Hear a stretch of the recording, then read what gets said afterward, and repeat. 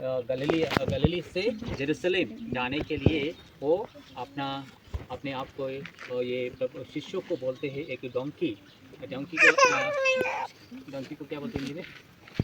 गधा गधा को वो उनको ऊपर में बैठकर वो जेरूसलेम जाने के लिए कोशिश करते, क्योंकि डोंकी गधा जो है एक सिंपल और जानवर था, मतलब हम्बलनेस है। हम लोग भी हमारा पापों के द्वारा हम लोग भी वो हम्बलनेस को खो दिया है। We forget our humbleness. तो इसलिए आज हम लोग डंकी वगैरह नहीं है, गधे नहीं है हमारा इधर, लेकिन हम लोग स्मरण करेंगे जिस प्रभु यीशु क्रिस्त ये दुनिया को किंग बन के नहीं आया है। ईश्वर का राज्य के किंग बनाने के लिए उनका किंग जैसा राजा बनकर अपना सिंपल आदमी ईश्वर था, लेकिन उनका अपने आप को हम्बलनेस नम्रता होकर वो प्रभु हमारा पापों के लिए वो अपना प्राण अर्पित किया है। इसलिए उसी दिन को याद करें। आज पाम संडे हम लोग खजूर रविवार मनाते हैं। तो आइए, आज अभी प्रोसेशन होगा, उसके बाद ये ब्लेसिंग होगा, उसके बाद हम लोग जैसा प्रोसेशन जाते समय में होसाना गाना गा के हम लोग हमारा चर्च जेरूसलेम, ये भी जेरूसलेम टेम्पल है, चर्च में प्रवेश करेंगे।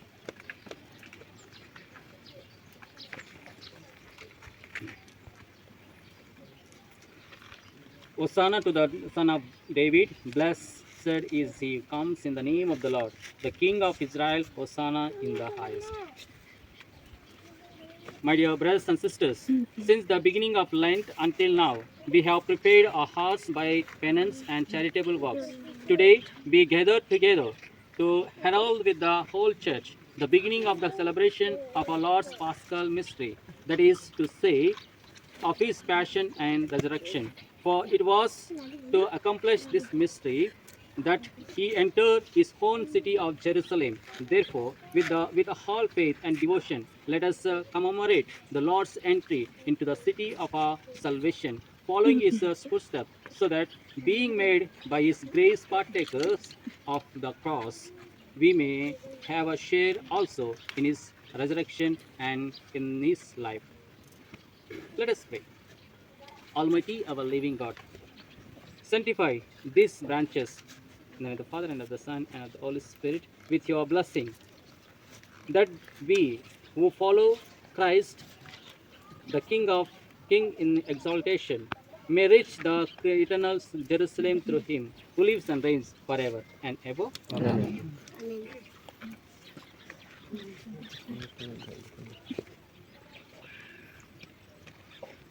The Lord be with you. Yes. A reading from the Holy Gospel according to St. Matthew. Glory to you, O Lord.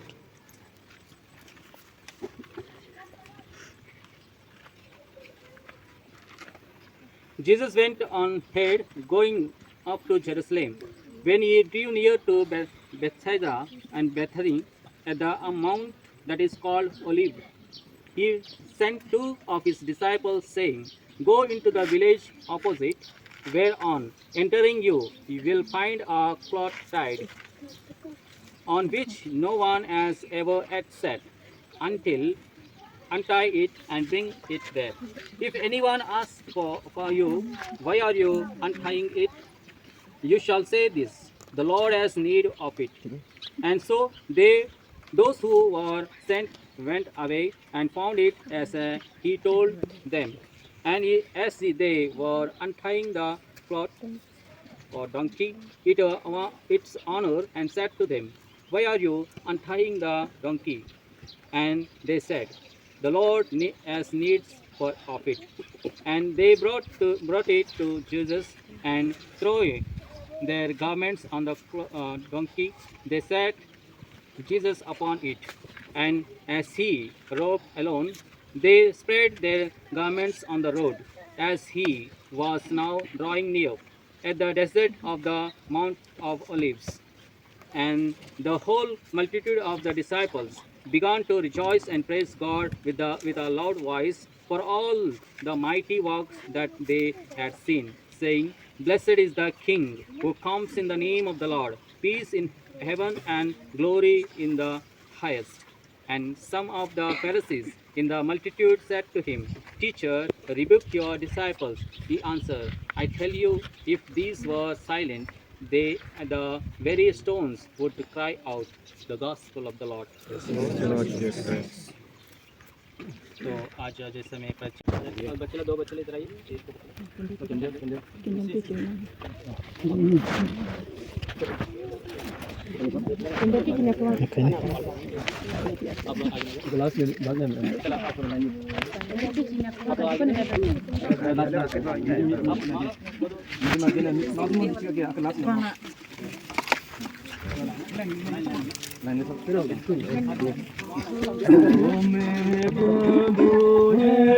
Jerusalem को गाए, Jerusalem को गाए, मेरे प्रभु Jerusalem को गाए, Jerusalem को गाए। गरीब लोगों ने दाढ़ी तोड़ के बिछाए, दाढ़ी तोड़ के बिछाए, ओ मेरे प्रभु यरूशलेम को गाए, यरूशलेम को गाए। दाढ़ी लोगों ने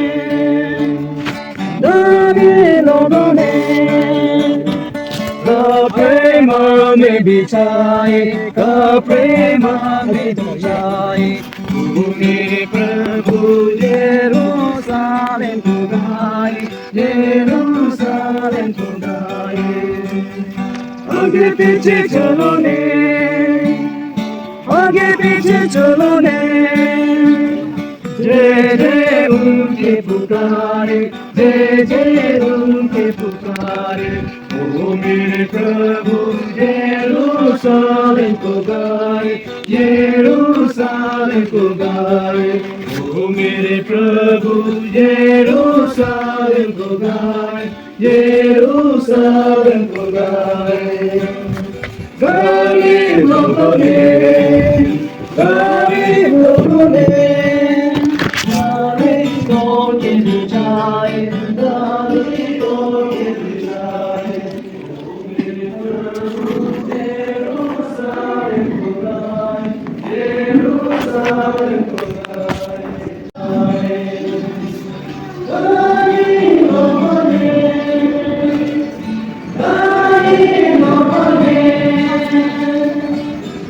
प्रेम में बिछाए, प्रेम में बिछाए, ओ मेरे प्रभु यरूशलेम को गाए, यरूशलेम को गाए, ओ मेरे प्रभु यरूशलेम को गाए, यरूशलेम को गाए।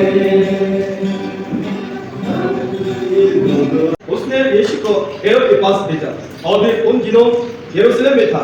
हेरोद यीशु को देखकर बहुत प्रसन्न हुआ। वो बहुत समय से उन्हें देखना चाहता था, क्योंकि उसने यीशु की चर्चा सुनी थी और उनका कोई चमत्कार देखने की आशा करता था। वो यीशु से बहुत प्रसन्न करता रहा, परंतु उन्होंने उसे उत्तर नहीं दिया। इस बीच महायाजक और शास्त्री जोर जोर से यीशु पर आरोप लगाते रहे। तब हेरोद ने अपने सैनिकों के साथ यीशु का अपमान तथा उपहास किया और उन्हें भड़कीला वस्त्र पहन न कर पिलातुस के पास भेजा। उसी दिन हेरोद और पिलातुस मित्र बन गए। पहले तो उन दिनों की शत्रुता थी, जब पिलातुस ने महायाजकों, शासकों को और जनता को बुलाकर उनसे कहा, आप लोगों ने यह अभियोग लगाकर इस मनुष्य को मेरे सामने पेश किया, जो जनता में विद्रोह करता है। मैंने आपके सामने इसकी जांच की, परंतु आप इस मनुष्य पर जिन बातों का अभियोग लगाते हैं उनके विषय में मैंने इसमें कोई दोष नहीं पाया और हेरोद में भी दोष नहीं पाया, क्योंकि उन्होंने उसे मेरे पास वापस भेजा है। आप देख रहे हैं कि इसने खंडन के योग्य कोई अपराध नहीं किया है, इसलिए मैं इसे भिजवा कर छोड़ दूंगा। हेरोद के अवसर पर पिलातुस को यहूदियों के लिए एक बंदी रिहा करना था। वे सब के सब एक साथ चुनाव उठे। इसलिए हमारे लिए बरअब्बास को रिहा कीजिए। बरअब्बास शहर में हुए विद्रोह के कारण तथा हत्या के अपराध में कैद किया गया था। पिलातुस ने यीशु को मुक्त करने की इच्छा से लोगों को फिर समझाया, किंतु वे चिल्लाते रहे। उसे क्रूस कीजिए। पिलातुस ने तीसरी बार उनसे कहा, क्यों इस मनुष्य ने कौन सा अपराध किया है, मैं इसके खंडन के योग्य कोई दोष नहीं पाता, इसलिए मैं इसे खुदा कर छोड़ूंगा। परंतु वे चिल्लाकर आग्रह करते रहे कि इससे क्रूस दिया जाए और उनका कोलाहल बढ़ता जा रहा था। तब पिलातुस ने उनकी मौत पूरी करने की निश्चय किया, जो मनुष्य विद्रोह और हत्या के कारण कैद किया गया था और जिसे वे छुड़ाना चाहते थे। उसने उसी को रिहा किया और यीशु को लोगों की इच्छा के अनुसार सैनिकों के हवाले कर दिया। जब वे यीशु को ले जा रहे थे तो उन्होंने देहात से आते हुए सिमोन नाम कुरेने निवासी को पकड़ा और उस पर क्रूस रख दिया, जिससे वो उसे यीशु के पीछे पीछे ले जाए। लोगों भी की भारी भीड़ के पीछे पीछे चल रही थी। उनमें नारियां भी थी जो अपनी छाती पीते हुए उनके लिए विलप कर रहे थे। यीशु ने उनकी ओर मुड़कर कहा, यरूशलेम की बेटियों, मेरे लिए मत रहो और अपने लिए और अपने बच्चों के लिए रहो, क्योंकि वे दिन आ रहे हैं जब लोग कहेंगे, धन्य वे सियोन जो ध्वजा है, धन्य वे गर्भ जिन्होंने प्रसव नहीं किया, और धन्य है वे संतान जिन्होंने दूध नहीं पिलाया। तब लोग कहेंगे, पहाड़ों से कहेंगे, लगाओगे हर हम पर गिर पड़े और पहाड़ियों से हमें ढांक दो, क्योंकि यदि हमारी लड़की का आगा या है तो खुशी का क्या होगा। यीशु साथ दो टुकड़ियों को भी कांदन के लिए ले जा रहे थे। वे खोपड़ी के जगह नमक स्थान पहुंचे। वहां उन्होंने यीशु को और उन दो टुकड़ियों को भी क्रूस पर चढ़ाया, एक को उनके दाहिने और एक को उनके बाएं। यीशु ने कहा, पिता इन्हें क्षमा कर, क्योंकि ये नहीं जानते कि क्या कर रहा है। तब उन्होंने उनके कपड़े के कई भाग किए और उनके लिए पीछे निकल। जनता खड़े होकर यह सब देख रही थी। नेता यह कहते हुए उनका उपहास करते थे। उसने दूसरों को बताया, यदि ये ईश्वर का मसीह और परमप्रिय है तो अपने को बचाए।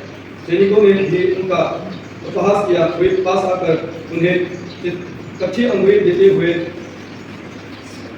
बोले, यदि तुम यहूदियों का राजा है तो मेरे को बचा। यीशु के ऊपर लिखा हुआ था, यह यहूदियों का राजा है। क्रूस पर चढ़ाए हुए पुरकमियों में एक इस प्रकार यीशु की निंदा करता था, तुम मसीह है ना, तो अपने को और हमें भी बचा। और दूसरे ने उसे डांट कर कहा, जब तुझे ईश्वर का भी दंड नहीं, तू भी तो वही दंड भोग रहा है। हमारा दंड न्याय संगत है, क्योंकि हम अपनी करनी का फल भोग रहे हैं, पर उन्होंने कोई अपराध नहीं किया। तब उसने कहा, यीशु, जब आप अपने राज्य में आएंगे तो मुझे याद कीजिएगा। उन्होंने उससे कहा, मैं तुमसे क्या कहता हूँ कि तुम आज ही परलोक में मेरे साथ होंगे। अब लगभग दोपहर हो रहा था। सूर्य के छिप जाने से इसे बाहर तक सारे प्रदेश पर अंधेरा छाया रहा। मंदिर का पर्दा बीच से फटकर दो टुकड़े हो गया। यीशु ने उनसे स्वर से पुकार कर कहा, पिता, मैं अपनी आत्मा को तेरे हाथों सौंपता हूँ। और यह कहकर उन्होंने प्राण त्याग किए।